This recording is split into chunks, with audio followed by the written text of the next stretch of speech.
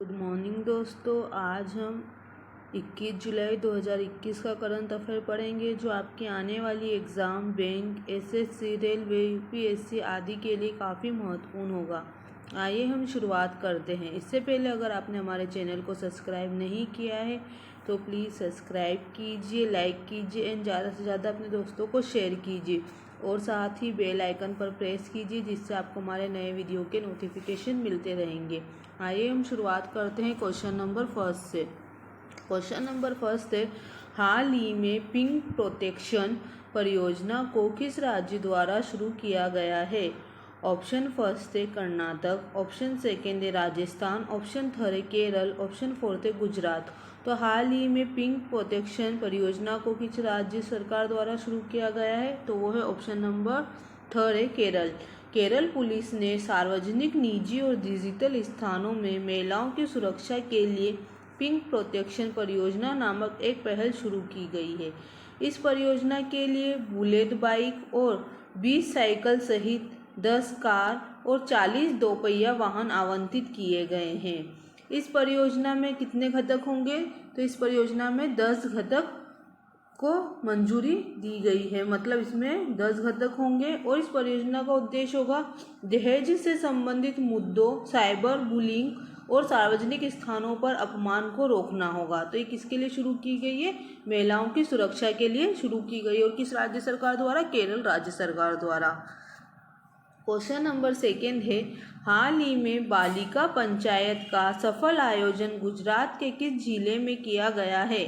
Option first है Bhavnagar, option second है कच्छ जिला, ऑप्शन थर्ड है गांधीनगर, ऑप्शन फोर्थ है सूरत। तो हाल ही में महिला पंचायत का सफल आयोजन गुजरात के किस जिले से किया गया है? तो वो है ऑप्शन नंबर सेकेंड है कच्छ जिले से। अगर हम बात करें कच्छ जिले के कुनरिया गांव से किया गया, कुनरिया गांव से किया गया, तो कच्छ जिले का कौन सा गांव है? कुनरिया गांव है, वहां से इसका आयोजन किया गया है। इसमें बालिका पंचायत का चुनाव सफलतापूर्वक हुआ है। टीवी श्रृंखला बालिका वधू से प्रेरित होकर कच्छ जिले के कुनरिया गांव में आज अनूठी बालिका पंचायत के लिए चुनाव कराया गया, जिसका उद्देश्य भविष्य के पंचायत चुनाव के लिए लड़कियों के नेतृत्व और गुण को विकसित करना है। यह अनूठी पहल जो है 10 से लेकर 21 वर्ष की आयु की युवा महिलाओं में चुनाव लड़ा, जो गांव की किशोरियों और महिलाओं से संबंधित मुद्दों को उठाएगी। तो मतलब इसमें कितनी आयु वाले को? 10 से लेके 21 वर्ष की आयु वालों ने इसमें चुनाव लड़ा था, वहाँ की महिलाओं ने। अगर हम बात करें कुनरिया जैसे छोटे से गांव का यह अनूठा कदम राजनीतिक प्रतिक्रिया में युवा महिलाओं की भागीदारी बढ़ाने के मुख्यमंत्री प्रधानमंत्री के दृष्टिकोण के अनुरूप है। इसमें अगर हम बात करें गुजरात की, तो गुजरात का जो मुख्यमंत्री है वो कौन है? विजय रूपाणी है। और अगर वहाँ के राज्यपाल की बात करें तो कौन है? आचार्य देवव्रत है। क्वेश्चन नंबर थर्ड है, सरकार ने भारत के किस शहर में भारतीय विरासत संस्थान स्थापित करने का निर्णय लिया है? ऑप्शन फर्स्ट है नोएडा, ऑप्शन सेकेंड है गाजियाबाद, ऑप्शन थर्ड है फरीदाबाद, ऑप्शन फोर्थ है मेरठ। तो हाल ही में सरकार द्वारा भारत के किस शहर में भारतीय विरासत संस्थान स्थापित किया गया है? तो वो है ऑप्शन नंबर फर्स्ट है नोएडा में। सरकार ने नोएडा गौतम बुद्ध नगर में भारतीय विरासत संस्थान को स्थापित करने का निर्णय लिया। यह घोषणा किसने की थी? वहाँ के जो संस्कृति मंत्री है किशन रेड्डी ने की थी। किसने की थी? किशन जो रेड्डी हैं उन्होंने इसकी घोषणा की थी। क्या की थी? कि वहाँ पर क्या बनेगा? भारतीय विरासत संस्थान बनेगा। कहाँ पर? नोएडा में। तो किसने की थी? किशन रेड्डी ने, जो कि संस्कृति मंत्री है। क्वेश्चन नंबर 4 है, जुलाई 2021 में विश्व में सबसे बड़ी विदेशी मुद्रा भंडार धारक के मामले में भारत का क्या स्थान है? ऑप्शन फर्स्ट है दूसरा, ऑप्शन सेकेंड है तीसरा, ऑप्शन थर्ड है चौथा, ऑप्शन फोर्थ है पांचवा। तो अभी विदेशी मुद्रा भंडार धारक में अगर भारत के स्थान की बात करें तो वो रहा है ऑप्शन नंबर फोर्थ, पांचवा रहा है। भारत चीन, जापान, स्विट्जरलैंड और रूस के बाद दुनिया का 5वां सबसे बड़ा विदेशी मुद्रा भंडार धारक के रूप में उभरा है। 25 जून 2021 को देश का विदेशी मुद्रा भंडार करीब कितना हो गया है? 609 अरब डॉलर हो गया है। तो कितना हो गया है? 609 विदेशी अरब डॉलर हो गया है। देश के विदेशी मुद्रा भंडार की स्थिति 18 महीने से अधिक के आयात के कवर करने के मामले में अच्छी है। तो भारत का स्थान क्या रहा है? इसमें 5वां रहा है। और अगर शीर्ष पे बात करें तो कोई किसका स्थान रहा है? इसमें चीन का स्थान रहा है। चीन को क्या रहा है? इसमें शीर्ष पर रहा है। नंबर 1 पे क्या रहा है? चीन है। और भारत का स्थान इसमें क्या है? 5वां रहा है। क्वेश्चन नंबर 5 है, दलित शक्तिकरण कार्यक्रम के नाम के रूप में तेलंगाना दलित बंधु को किसने अंतिम रूप दिया? ऑप्शन फर्स्ट है के चंद्रशेखर राव, ऑप्शन सेकेंड है YS Jagan Mohan Reddy, option third है रघुनंदन राव, ऑप्शन फोर्थ है नारा लोकेश।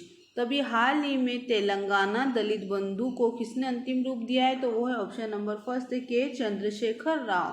तेलंगाना के मुख्यमंत्री के चंद्रशेखर राव ने दलित सशक्तिकरण कार्यक्रम के नाम के रूप में तेलंगाना दलित बंधु को चुना है। इसे जल्द ही तेलंगाना राष्ट्र समिति सरकार द्वारा लागू किया जाएगा। हुजूराबाद विधानसभा क्षेत्र को तेलंगाना दलित बंधु परियोजना के संचालन के लिए चुना गया है। तो कौन सी विधानसभा को चुना गया है? इसमें हुजूरा विधानसभा को इसमें चुना गया है। कौन सी? हुजूराबाद विधानसभा को इसमें चुना गया। वहाँ से ही ये इसका संचालन होगा। और किसने किया है? के चंद्रशेखर राव ने। क्वेश्चन नंबर 6 है, डॉक्टर कंभमपति हरि बाबू ने किस राज्य के नए राज्यपाल के रूप में शपथ ली है? ऑप्शन फर्स्ट है मणिपुर, ऑप्शन सेकेंड है मिजोरम, ऑप्शन थर्ड है नागालैंड, ऑप्शन फोर्थ है सिक्किम। तो अभी हाल ही में कंभमपति हरि बाबू ने किस राज्य के राज्यपाल के रूप में शपथ ली है? तो वो है ऑप्शन नंबर सेकेंड है मिजोरम। डॉक्टर कंभमपति हरि बाबू ने मिजोरम के नए राज्यपाल के रूप में शपथ ली है। और ये कौन से नंबर के राज्यपाल होंगे? वहाँ पर 22वें नंबर के राज्यपाल के रूप में इन्होंने शपथ ली है। और अगर हम बात करें इन्होंने किसका स्थान लिया है, तो इन्होंने PS श्रीधरन पिल्लई का स्थान लिया है, जो कि अब गोवा के राज्यपाल नियुक्त हो चुके हैं। तो इन्होंने किसका स्थान लिया था? PS श्रीधरन का इन्होंने क्या लिया है? स्थान लिया है। किसका स्थान लिया इन्होंने? PS श्रीधरन पिल्लई का इन्होंने स्थान लिया है, जो कि गोवा के राज्यपाल बन गए हैं। और इन्हों को कहाँ का बनाया गया है? कंभमपति हरि बाबू को मिजोरम का 22वें राज्यपाल के रूप में इन्होंने शपथ ली है। और अगर हम बात करें गुवाहाटी उच्च न्यायालय के न्यायाधीश न्यायमूर्ति माइकल जोथनखुम्मा ने आइजोल के राजभवन के दरबार हाल में इन्हें नए राज्यपाल के पद की शपथ दिलाई है। तो किसने दिलाई थी इनको शपथ? तो माइकल जोथनखुम्बा ने इनको शपथ दिलाई थी। क्वेश्चन नंबर 7 थे, हाल ही में AIFF पुरस्कार 2020-21 में महिला फुटबॉलर ऑफ द ईयर से किसे नामिनेट किया गया है? ऑप्शन फर्स्ट है सुमंत दत्ता, ऑप्शन सेकेंड है तेजस नागवेनकर, ऑप्शन थर्ड है बाला देवी, ऑप्शन फोर्थ है मनीषा कल्याणम। अभी हाल ही में AIFF पुरस्कार 2020-21 के लिए महिला फुटबॉलर ऑफ द ईयर किसे चुना गया है? तो वो है ऑप्शन नंबर थर्ड है बाला देवी को। अगर हम बात करें वार्षिक AIFF पुरस्कार 2020-21 में बाला देवी को महिला फुटबॉलर ऑफ द ईयर से नामिनेट किया गया है। और अगर हम बात करें ऑप्शन नंबर फोर्थ में जो मनीषा कल्याण है, उनको क्या मिला है? महिला emerging footballer of the year से सम्मानित किया गया है। और अगर हम बात करें बाला देवी जो है 3 बार से इस सम्मान को हासिल किया है। तो बाला देवी ने कितनी बार इस सम्मान को हासिल कर लिया है? 3 बार इस सम्मान को हासिल कर लिया है। इससे पहले उन्होंने कब किया था? 2 बार, 2014 में और 15 में उनको यह पुरस्कार मिला था। अगर हम बात करें सर्वश्रेष्ठ रेफरी का पुरस्कार किसको मिला गया है? तेजस नागवेनकर को मिला गया है। वहीं सर्वश्रेष्ठ सहायक रेफरी का पुरस्कार सुमंत दत्ता को मिला गया है। तो किसको अभी महिला फुटबॉलर ऑफ द ईयर से नामिनेट किया गया है? बाला देवी को। क्वेश्चन नंबर 8 है, राज्यसभा में सदन के उपनेता के रूप में किसे नियुक्त किया गया है?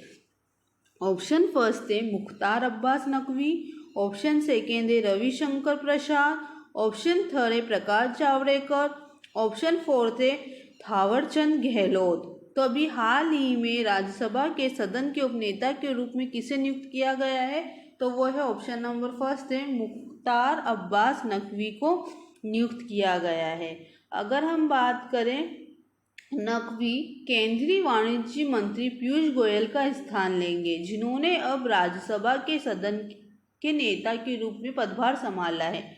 नकवी 2016 में विधानसभा के लिए चुने गए थे। तो कब चुने गए थे ये? 2016 में विधानसभा के लिए राज्यसभा के लिए चुने गए थे। 2014 में इन्हें संसदीय मामलों और अल्पसंख्यक मामलों का राज्य मंत्री भी बनाया गया था। तो इनको क्या बनाया गया था? 2014 में संसदीय मामलों और अल्पसंख्यक मामलों का राज्य मंत्री भी इनको बनाया गया था। और अभी क्या बनाया गया है? इनको उपनेता के रूप में, राज्यसभा के उपनेता के रूप में इनको नियुक्त किया गया।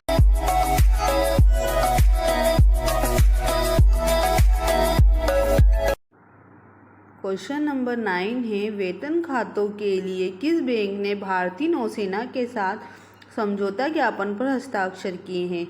ऑप्शन फर्स्ट है HDFC bank, option second ICICI bank, option third IndusInd bank, option fourth है कोटक महिंद्रा बैंक। तभी हाल ही में वेतन खातों के लिए भारतीय नौसेना के साथ किसने समझौता किया है? तो वो है ऑप्शन फोर्थ है कोटक महिंद्रा बैंक ने। कोटक महिंद्रा बैंक ने यह समझौता किया है। समझौता ज्ञापन बैंक को भारतीय नौसेना के सभी कर्मियों, सेवारत और सेवानिवृत्त दोनों के लिए अपने वेतन खातों का प्रस्ताव की पेशकश रखी गई है। और इसमें शून्य शेष वेतन खाता भी शामिल होगा। और जो प्रतिवर्ष ब्याज दर होगी वो कितनी अर्जित करेगा? वो 4% अर्जित करेगा। क्वेश्चन नंबर 10 है, सुवर्ण रेखा सिंचाई परियोजना को किस राज्य सरकार द्वारा शुरू किया गया है? ऑप्शन फर्स्ट है असम, ऑप्शन सेकेंड है उड़ीसा, ऑप्शन थर्ड है मेघालय, ऑप्शन फोर्थ है सिक्किम। तो हाल ही में सुवर्ण रेखा सिंचाई परियोजना को किस राज्य सरकार द्वारा शुरू किया गया है? तो वो है ऑप्शन नंबर सेकेंड है उड़ीसा। उड़ीसा के मुख्यमंत्री नवीन पटनायक ने सुवर्ण रेखा सिंचाई परियोजना की नहर प्रणाली से पानी छोड़ने की शुरुआत की है।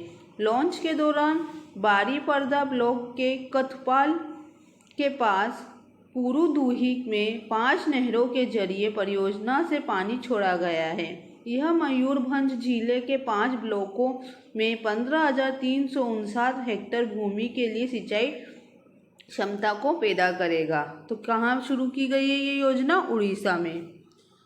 क्वेश्चन नंबर 11 है, हाल ही में 2021 USA मिस इंडिया का ताज किसने जीता है? ऑप्शन फर्स्ट है अर्शी लालानी, ऑप्शन सेकेंड है वैदेही डोंगरे, ऑप्शन थर्ड है मीरा कसारी, ऑप्शन फोर्थ है इनमें से कोई नहीं। तो हाल ही में 2021 USA मिस इंडिया का ताज किसने जीता है? तो वो है ऑप्शन नंबर सेकेंड है वैदेही डोंगरे ने। अगर हम बात करें, जबकि जॉर्जिया की अर्शी लालानी को सौंदर्य प्रतियोगिता में पहली रनरअप घोषित किया गया है। तो जो अर्शी लालानी है उनको क्या करा है? सौंदर्य प्रतियोगिता में फर्स्ट रनरअप घोषित किया है। उन्होंने भारतीय शास्त्रीय नृत्य कथक के अपने शानदार प्रदर्शन के लिए मिस टैलेंट पुरस्कार भी जीता है। नॉर्थ कैरोलिना की मीरा कसारी को सेकेंड रनरअप घोषित किया है। तो फर्स्ट रनरअप कौन रही है इसमें? फर्स्ट रनरअप रही है कौन रही है? अर्शी लालानी रही है। और अगर सेकेंड की बात करें हम तो कौन रही है सेकेंड रनरअप? तो वो रही है मीरा कसारी रही है। और इसने किसने जीता है USA मिस इंडिया का ताज? तो वैदेही डोंगरे ने जीता है। क्वेश्चन नंबर 12 है, हाल ही में प्रतिष्ठित संयुक्त राष्ट्र विकास कोष UNDP इनोवेटर प्राइज से किसे सम्मानित किया गया है? ऑप्शन फर्स्ट है अधीमलाई पंग झंगू दीनियर निर्माता APP कंपनी, सेकेंड है स्नेह कुंजा ट्रस्ट, ऑप्शन थर्ड है wild life protection society of India या ऑप्शन 4 थे ए और बी दोनों। तो हाल ही में UNDP इन्वेटर प्राइज किसने जीता है, तो वो है ऑप्शन नंबर 4 थे ए और बी दोनों ने। किसने जीता था, अधिमलाई झंगू दीनियर प्रोडक्शन कंपनी लिमिटेड और स्नेह कुंजा ट्रस्ट दोनों ने मिलकर इसको संयुक्त रूप से जीता है। इसमें 10 पुरस्कार विजेता भी शामिल है। उन्हें संरक्षण और जीव विविधता के क्षेत्र में काम करने के लिए सम्मानित किया गया है। इसमें 10,000 अमेरिकी डॉलर पुरस्कार से इनको सम्मानित किया गया है। तो कितना पुरस्कार दिया गया है इसमें, 10,000 अमेरिकी डॉलर से इनको सम्मानित किया गया। और 2 लोगों को मिला है, किस किस को मिला था, अधिमलाई को और स्नेहा कुंजा को। क्वेश्चन नंबर 13 है, हाल ही में RSS नामक पुस्तक का चीनी भाषा में अनुवाद किया गया। पुस्तक के लेखक कौन है, ऑप्शन फर्स्ट है हरिवंश नारायण सिंह, ऑप्शन सेकेंड है सुधांशु मित्तल, ऑप्शन थर्ड है रामनाथ ठाकुर, ऑप्शन फोर्थ है महेंद्र प्रसाद। तो हाल ही में RSS नामक पुस्तक का चीनी अनुवाद किसने किया है, तो वो है ऑप्शन नंबर सेकेंड है सुधांशु मित्तल। राष्ट्रीय स्वयंसेवक संघ RSS का भाजपा नेता सुधांशु मित्तल की पुस्तक का अब चीनी भाषा में अनुवाद किया गया है। RSS बिल्डिंग इंडिया थ्रू सेवा, जो RSS के इतिहास, विचारधारा और नीतियों और राष्ट्र पर उनके प्रभाव की बात करती है। 2019 में हर आनंद प्रकाश द्वारा इसको लॉन्च कराई गई थी। चीनी अनुवाद जैक बो ने किया है। तो इसका जो चीनी अनुवाद किया है किसने किया है, जैक बा ने किया है। किसने किया है, जैक बो है, उन्होंने इसका चीनी अनुवाद किया है। और अगर हम बात करें तो किसकी पुस्तक थी, ये सुधांशु मित्तल की थी। क्वेश्चन नंबर 14 है, पेड्रो क्रेस्टियोलो ने किस देश के राष्ट्रपति का चुनाव जीता है। ऑप्शन फर्स्ट है ब्राज़ील, ऑप्शन सेकेंड है पेरू, ऑप्शन थर्ड है चिली, ऑप्शन फोर्थ है नॉर्वे। तो पेड्रो क्रिस्टिलियो ने अभी हाल ही में कौन से देश के राष्ट्रपति का चुनाव जीता है, तो वो है ऑप्शन नंबर सेकेंड है पेरू। इनको पेरू का अभी क्या बनाया गया है, राष्ट्रपति चुना गया है। 28 जुलाई 2021 को पेरू के राष्ट्रपति के रूप में शपथ लेंगे। तो शपथ कब लेंगे, 28 जुलाई को ये पेरू के राष्ट्रपति के रूप में शपथ लेंगे। और अगर हम बात करें, पेरू के वर्तमान राष्ट्रपति फ्रांसिस्को संसस्ती है और इनको अभी किसको बनाया है, पेड्रो क्रिस्टिलियो को बनाया गया है पेरू का राष्ट्रपति।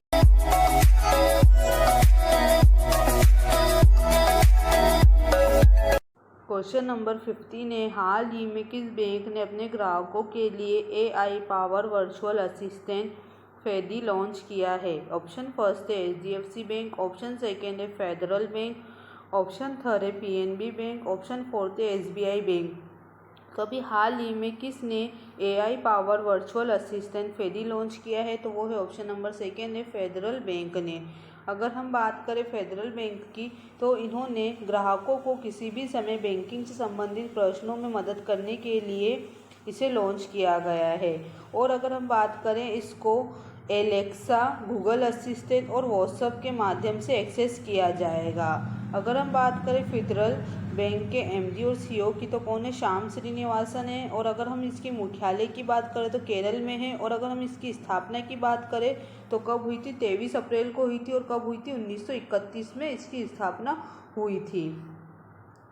अगर आपको हमारा ये वीडियो पसंद आया है तो प्लीज़ हमारे चैनल को सब्सक्राइब कीजिए, लाइक कीजिए एंड ज़्यादा से ज़्यादा अपने दोस्तों को शेयर कीजिए। और साथ ही आप हमें कमेंट करके भी बता सकते हैं आपको हमारा ये वीडियो कैसा लगा है। और अगर आपको हमारे इस वीडियो का PDF चाहिए तो हमारे डिस्क्रिप्शन बॉक्स में लगे लिंक से आप इसे डाउनलोड कर सकते हैं। Thank you.